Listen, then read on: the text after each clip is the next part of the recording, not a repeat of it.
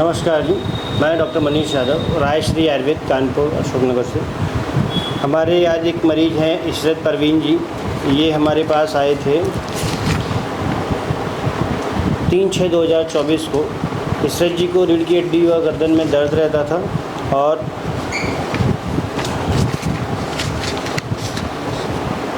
इसके अलावा ये समस्या इनको जो है तकरीबन 5-6 साल से बनी हुई थी, जिसका तकलीफ़ जो है इनको हाथों में और पूरी स्पाइन में आ रहा था।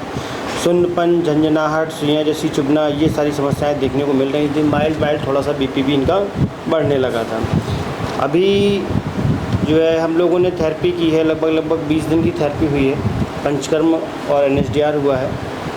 जब इनका MRI जो हमारे पास लेके आए थे उसमें जो है C2 C3 में 8 mm, C3 C4 में 7 mm, C4 C5 में 6 mm, C5 C6 में 7 mm, C6 C7 में 7 mm, C7 में और D1 में 9 mm का जो एपिकेनाल डायमीटर है वो रह गया था। मतलब कि बाकी एक हिस्सा कम हो गया था, गैप कम हो गया था। इशरत जी, थोड़ा सा आप हमें बताएं, जब आप हमारे पास आए थे तो आपको क्या क्या दिक्कतें थीं? सर ऐसा था कि मतलब बैठ भी नहीं पाते थे, 2 सेकंड के लिए भी नहीं। अगर बैठो तो सर घूमता था। इवन बगैर कॉलर के कपड़े तक नहीं फैला पाते थे डोरी पर। और चल तो बिल्कुल पाते ही नहीं थे, 10 कदम भी नहीं चल पाते थे। हाथ उठते थे आपके? जी, हाथों में पूरा झंझनाहट, रात में पूरा ये यहाँ तक सुन्न हो जाता था और पैर में भी ऐसे ही प्रॉब्लम थी। आज हम लोगों की 20 दिन की पंचकर्मा हो गया। इन 20 दिनों का अनुभव आपका कैसा गया है?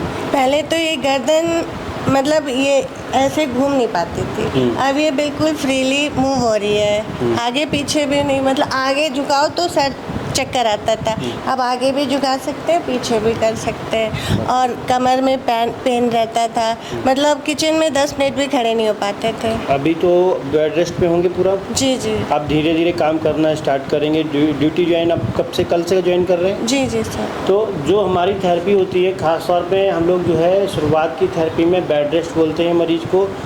क्योंकि बेड रेस्ट जितना ज़्यादा से ज़्यादा आप लेते हैं तो उसके साथ में जो पंचकर्मा होता है उसके रिज़ल्ट ज़्यादा अच्छे से देखने को मिलते हैं। जो लोग बेड रेस्ट नहीं ले पाते हैं उनको थोड़ा सा तकलीफ़ें देर से आराम मिलता है। तो अगर आप भी बेड रेस्ट लेकर के पंचकर्मा कराएंगे तो आपको भी बेनिफिट होगा। अच्छा इशरत जी, आपने 5-6 साल पहले भी ट्रीटमेंट लिया है।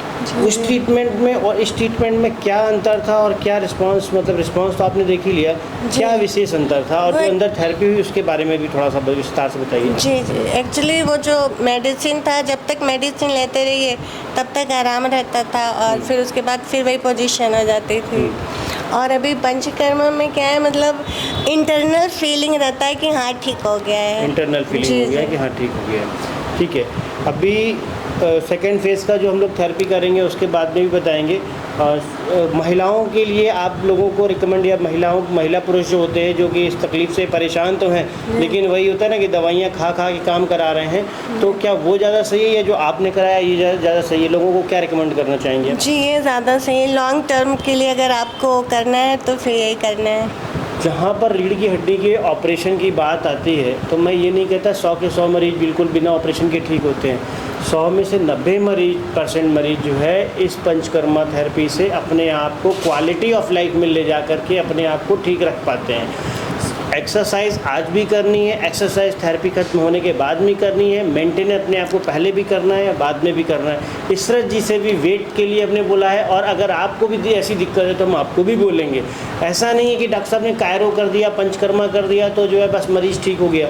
मरीज़ को ठीक रहने के लिए बाद में भी उतना ही ज़रूरी है कि वो अपने वेट का ध्यान रखे, अपनी बॉडी की एक्सरसाइज करे, अपने आप को अपना मेटाबॉलिक रेट हाई करके रखे, तब तो मरीज़ ठीक रह सकता है। अगर वो सिर्फ डॉक्टर पे डिपेंड हो जाता है कि डॉक्टर साहब ने बोल दिया 4 गोली खानी है उससे ठीक होगा, तो ऐसा नहीं होता है। ऐसा ही है फ्रेंड्स। अब जो है जैसा भी आपको कोई समस्या है, परेशानी है तो आप उसमें बता सकते हैं। इशरत जी, एक शब्दों में बता दें कि अब अगर ओवरऑल 100% की बात की है तो कितने % आराम होगा अभी?